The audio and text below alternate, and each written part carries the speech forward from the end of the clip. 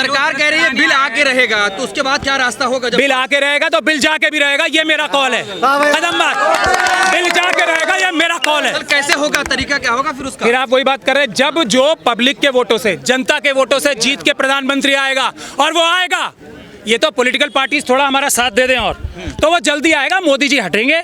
अभी ये कोई नकली बिल पास कर रहे हैं, एक बिल पास कर रहे हैं, अमेरिका को पूरा देश बेचने का बिल पास कर रहे हैं, ये किसानों की जमीन लेने का बिल पास कर रहे हैं। इनका कोई बिल चलने वाला नहीं है।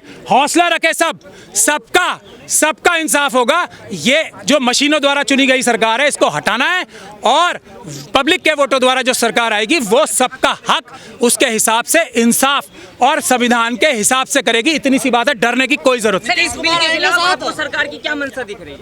अडानी जी को सारी वक्फ की जमीन है, जैसे रेलवे की दे दी, जैसे डिफेंस की इतनी सारी जगहें दे दी, जैसे एयरपोर्ट दे दिए, जैसे पोर्ट्स दे दिए। अडानी साहब को, अंबानी साहब को, यूसुफ लुलू जैसे बेईमान जो अपने आप को उद्योगपति कहते हैं, उनको जमीनें देने का काम है और कोई काम नहीं है। ये किसी आम जनता के काम नहीं आने वाली है वक्फ की प्रॉपर्टी। चलिए यहाँ से लूट के मुस्लिम जगह जो जगहें हैं, जो अल्लाह की जगह है, वो लूट के किसी गरीब को दे देंगे। जानी सारी अंबानी के पेट में है, अडानी के पेट में है, यूसुफ लुलू के पेट में, और कोई वजह नहीं है। ये बात बिल्कुल साफ रखे अपने जहन में। राजा साहब, एक सवाल की कहा जा रहा है कि शाहीन बाग फिर से बनेगा, लेकिन सरकार में बैठे लोग कह रहे हैं जलियांवाला बाग भी याद रखना चाहिए फिर। अरे मैं भी तो बता रहा हूँ, जलियांवाला बाग वाले जीते थे, ये सरकार को बताना चाहते हैं। अभी तो दो जो अप्रैल थी 2018 भूल गए? हम नहीं भूले, हमें याद है, हमें भीमा कोरेगांव याद है। और बताओ क्या याद कर रहा है तुम्हें? शाहीन बाग भी है, किसान आंदोलन भी है, सब आंदोलन याद है हमें। और सब सरकार है ही नहीं ना। हम तो सरकार चाहते हैं, सरकार आ जाए जो पब्लिक के वोटों से आए। जैसे ही हम ये मशीनों की लड़ाई जीतेंगे, पेपर बैलेट वापस आएगा, ये सरकार को जेल में मिलेंगे सारे मंत्री आपको जो आज चोरी कर रहे हैं ना, अडानी जी और अंबानी जी के कहने पे और यूसुफ लुलू के कहने पे, ये सब जेलों में मिलेंगे। ये मेरा कॉल है, अम्बेडकरवादी का एक पक्का, जो ईमान वाला मुसलमान है और अम्बेडकरवादी है, ये उसका कॉल है, सब जेलों में मिलेंगे। और बात करें तो क्या नीतीश बाबू, चंद्रबाबू नायडू आएंगे आप लोगों के साथ? उम्मीद है? नहीं, उनके ऊपर बहुत बड़ा दबाव है, ईडी का, सीबीआई का, इनकम टैक्स का बहुत बड़ा दबाव है। दिल से तो वो हमारे साथ है, दिल से बहुत सारे लोग हमारे साथ हैं, लेकिन अगर जन आंदोलन बड़ा होगा तो वो खुल के भी आएंगे। अभी जन आंदोलन छोटा है, इसलिए वो लोग ईडी और सीबीआई के डर में है, ऐसा मुझे लगता है। बिहार में चुनाव है, इसका प्रभाव पड़ेगा?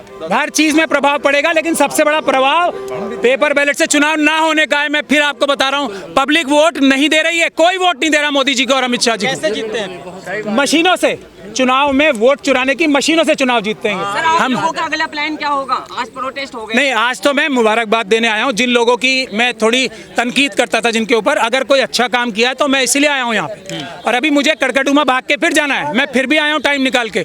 ये एक सॉलिडेरिटी, इत्तेहाद की मिसाल है। मेरी किसी से जाती लड़ाई है ही नहीं। कोई अच्छा काम करेगा मैं उसकी तारीफ करूंगा, कोई बुरा करेगा मैं बुराई करूंगा, सीधी सीधी बात। आप चाहते पारदर्शिता आए? बिल्कुल मैं चाहता हूँ पारदर्शिता आए, बिल्कुल आए, लेकिन ये पारदर्शिता कर रही है मोदी सरकार। ये झूठ बोल रहे हैं ना। सबसे बड़ी देखिए, मोदी जी का मैं क्या बोलता हूँ, एक ही वादा है, वो कभी सच नहीं बोलेंगे, वो हमेशा झूठ बोलेंगे। एक ही वादा है उनका। अगर मोदी जी कुछ भी बोल रहे हैं तो उसका उल्टा करेंगे, यही तो बात है। अगर पारदर्शिता कह रहे हैं तो पारदर्शिता नहीं है। बताए किस सेक्शन में पारदर्शिता है? सब में। इसमें सजा कम कर रहे हैं। हम कह रहे हैं उम्र कैद करो वक्फ की जमीन चुराने वाले की, और ये कह रहे हैं कि हम और कम करते हैं सजा, जो 3 साल की 2 साल की थी उसे भी कम कर रहे हैं। चोरी होती है क्या जमीन? बिल्कुल होती है, इसमें कोई शक नहीं है। चोरी करने वाला जमीन हो? हर व्यक्ति जो भी बेईमान है, अब देखिए मुसलमान भी बेईमान हो सकता है। पर्सनल लोग वोट चोरी कर रहा है जमीन? बहुत सारे लोग उसके, ये देखिए, ये तो इन्वेस्टिगेशन का विषय, आज मैं उस पर टिप्पणी नहीं करना चाहता। इन्वेस्टिगेशन होगी, जो करेगा वो पाएगा, क्योंकि ये इस दुनिया में ही फैसला नहीं होना इसका, इसके बाद भी एक दुनिया है, वहाँ भी फैसला होना है। तो यही तो कह रही है सरकार, जो चोर है वो पकड़े जाएंगे। उसकी सजा कम करें या बढ़ाएं? सरकार करे उम्र कैद, मैं उसका सपोर्ट करता हूँ। सरकार को पता, सब पता है उन्हें कि जो डीसी होता है उसके हाथ में नहीं देना चाहिए, लेकिन ज़्यादातर लोगों को वक्फ का जो अभी का कानून है ना, क्योंकि इसमें हमने बनाने में भी बहुत बड़ी रोल अदा किया था, जो आज का कानून है, अब ज़्यादातर लोगों को पता ही नहीं है। जो आज का कानून है ना, इस प्रॉपर्टी थी जिनका जिक्र आप भी करते हैं, सरकार कह रही है वो सरकार की प्रॉपर्टी। मैं 123 का कभी जिक्र नहीं करता। 123 तो 123 है, 1023 से ज्यादा प्रॉपर्टीज हैं दिल्ली में। 1023 से ज्यादा प्रॉपर्टीज होंगी कम से कम। 123 तो वो हैं जो नजर आ रही हैं, जिसके ऊपर झूठा हमला किया जा रहा है। इसके अलावा हजारों प्रॉपर्टीज और हैं। अभी असलियत तो सामने आई नहीं है ना, अभी तो एक झूठ थोप के हम के ऊपर, हमारे ऊपर, और उसको ही उसी में दबा दिया जाता है। 123 प्रॉपर्टी नहीं है, हजारों प्रॉपर्टीज ऐसी हैं जो अभी वक्फ की हैं। दिल्ली में 1/3 दिल्ली वक्फ की है। और वक्फ क्या होता है? जो मुसलमानों ने अपना पेट काट के अल्लाह की राह में दिया, तो किसी की प्रॉपर्टी नहीं है, वो सरकार का कोई लेना देना ही नहीं है। सरकार तो एक चौकीदार नहीं, एक नौकर है। वक्फ बोर्ड नौकर होता है, मुतवल्ली होता है वक्फ बोर्ड। आंदोलन को कैसे देख रहे हैं आज? इसका कोई असर आज शुरुआत है, देखो अब फर्क पड़ेगा, देखो आप, बिल्कुल पड़ेगा। शुरुआत है ये, और इससे पड़ेगा कि ये शुरुआत है। इसके बाद क्या होना है, जो दूसरी कम्युनिटीज मिल के करने वाली हैं, वो भी सरकार को पता नहीं है। हम जल्दी ऐलान करने वाले हैं। मतलब दूसरे धर्मों का साथ मिल रहा है, सब, हर मजलूम का साथ मिलेगा। हर मजलूम जो होगा ना, जिसकी जगहें चुराई जा रही हैं, अब जैसे झुग्गी झोपड़ी वालों की जगहें छीन ली, धारावी में क्या हो रहा है, वहाँ वक्फ है नहीं है ना। अडानी को जगह चाहिए, मोदी जी को उसको जगह देनी है। धारावी नहीं, हर जगह देख लो आप। अब वक्फ के पास, क्योंकि देश की सबसे ज्यादा प्रॉपर्टीज हैं, ये भी लोगों को नहीं पता, सबसे ज्यादा प्रॉपर्टीज वक्फ के पास। कुछ लोग कह रहे हैं कि एक ही खानदान को उस पर वर्चस्व है, एक ही लोग उसको चला रहे हैं। अरे आम मुसलमान को फायदा नहीं मिल रहा है। एक ही गरीब मुसलमान को कुछ नहीं मिल रहा। बिल्कुल, काफी हद तक ये बात सही है। तो फिर आप विरोध क्यों कर रहे हैं? मैं विरोध इसलिए कर रहा हूँ कि सारा अडानी को दे देंगे। अभी तो 500-700 यूसुफ लुलू को भी तो दे रहे हैं, वो भी तो मुसलमान है। हाँ, वो अब अडानी करेंगे। मैं यूसुफ लुलू को भी ले रहा हूँ ना नाम में, वो भी जेल जाएगा, अडानी भी जेल जाएगा, और अंबानी भी जेल जाएगा, और मोदी जी भी जेल जाएंगे। अब बताओ कब जाएंगे सर? अगर चुराएंगे तो जेल जाएंगे, नहीं चुराएंगे तो नहीं जाएंगे, सीधी बात है। लेकिन उम्र कैद होगी कम से कम, ये इससे ज्यादा। मतलब बड़े आंदोलन की हट आ गई है अब। एकदम बड़े आंदोलन। मतलब CNRC की तरह होगा। हाँ, उससे भी बड़ा होगा, उससे बड़ा होगा। उससे मैं कह रहा हूँ ना, मैं तो सबका लीगल एडवाइजर था। मैं कोई छुप थोड़ी रहा हूँ कि मैंने CNRC में रोल नहीं प्ले किया। सबसे बड़ा रोल मिला था, अच्छा, और अब भी रहेगा आगे। मैं खुल के कह रहा हूँ, मेरा ही सबसे बड़ा रोल था। आओ करो एक्शन मेरे खिलाफ, अल्लाह ने चाहा तो उससे बड़ा हो, आओ करो एक्शन। के ऊपर ईडी CBI का छापा नहीं मारवा देगा।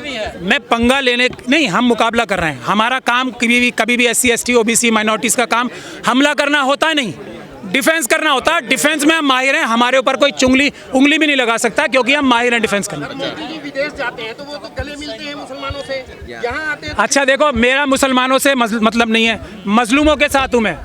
मुसलमान हो कोई भी हो, मैं कोशिश कर रहा हूँ कि जो रसूल अल्लाह ने जो हमें रास्ता दिखाया है, वो रास्ते पे चलूं, थोड़ी सी कोशिश कर रहा हूँ। तो मुझे मुसलमान और नॉन मुसलमान नजर ही नहीं आता, मजलूम नजर आता है और जालिम नजर आता है। तीसरी चीज नजर नहीं आती मुझे। मैं हर उस आदमी के साथ हूँ जो हक के साथ है, जो हक के साथ है, जो उम्र कैद के लिए तैयार है, जो सारी प्रोसीडिंग वक्फ की वीडियोग्राफी कराना चाहता है, जो ये चाहता है कि वक्फ बोर्ड के मेंबर आम मुसलमान वोट दे के आए, जैसे SC ST OBC भी अपने अपने बोर्ड बनाए, वो अपने वोट से जीत के दे के आए। मैं उसके साथ हूँ, मैं हर उस आदमी के साथ हूँ जो बेईमानी रोकना चाहता है, बेईमानी करना चाहता है, चाहे कोई भी हो। मेरा खुद सगे रिश्तेदार होंगे तो मैं उनके भी खिलाफ। आप पे आरोप है कि आप लोग अफवाह फैला रहे हैं कि जमीन छिन जाएगी सारी। जमीन तो हर वक्फ बोर्ड की वेबसाइट पे जाके देख लीजिए। आज मैं बताना नहीं चाहता, 80% 75% लुट चुकी है, छिन चुकी है। अभी तो वापस लेने का टाइम आया। मैं सरकार का एक ही चीज के लिए शुक्रिया अदा कर रहा हूँ, RSS और BJP का। उन्होंने सोए हुए शेरों को जगा दिया, और जितने शोर और जितने शेर थे जो अलग अलग जंगलों में थे, जैसे SC ST OBC और सिख क्रिश्चियन बौद्ध, उन सबको एक साथ जगा दिया। सब एक साथ होके जो पैरासाइट्स हैं उनको खत्म करेंगे, ये मुझे पता है। फैक्ट पे सिर्फ बात करूं, अभी मुझे बुलाएंगे, वेलकम करेंगे, और मेरे सर पे फूलमाला भी बनाएंगे। ये अमित शाह जी का काम है। मगर मैं क्या कह रहा हूँ, बुद्ध विहार में भी वही हो रहा है, वही क्रिश्चियंस के चर्च पे हो रहा है, वही सिखों के गुरुद्वारे पे हो रहा है, वही शेड्यूल ट्राइब्स की सारी जल जंगल जमीन के लिए हो रहा है, वही शेड्यूल कास्ट के लिए उनकी सारी जमीनें। आज भी तुगलकाबाद की एक केस लगी हुई है हाईकोर्ट में, वो भी मैं करके आ रहा हूँ अभी। जो तुगलकाबाद में बाबा साहब डॉक्टर भीमराव अम्बेडकर की मूर्ति हटाई गई है, सब एक साथ है। देश की 90% जनता, और OBC के लोग तो अब साथ आ रहे हैं ना, जाट समाज कह रहा है हम बुद्धिस्ट है, आप देख रहे हैं ना। अब जब ये 90% जनता एक साथ है, तो 90% को जो एक करने की बात करेगा, वही अमित शाह साहब का सबसे बड़ा दुश्मन है। जो अम्बेडकरवाद की बात करेगा, जो अम्बेडकर समाज की बात करेगा, जो अम्बेडकर साहब का नाम लेगा, वही अमित शाह साहब का सबसे बड़ा दुश्मन है। ये आपको आज बिल्कुल साफ हो गई बात, कि नहीं हो गई? 4 कदम बर्दाश्त नहीं हुए, 4 मिनट मेरे बर्दाश्त नहीं हुए। सरकार बजीद है, कह रही है कानून लाया जाए ही, क्या करेंगे फिर आप? पहली बात यह है कि पुलिस को यह पता ही नहीं है कि आंदोलन का समय होता क्या है। इसकी भी पिटीशन दिल्ली हाईकोर्ट में डली हुई है, दिल्ली पुलिस कोई जवाब नहीं दे पा रही है। यहाँ रोकने की ताकत पुलिस में नहीं है। हम भी तो करते हैं प्रोटेस्ट, हम कोई परमिशन नहीं लेते, क्योंकि हमें कानून पता है। पुलिस के पास परमिशन देने की ताकत ही नहीं है।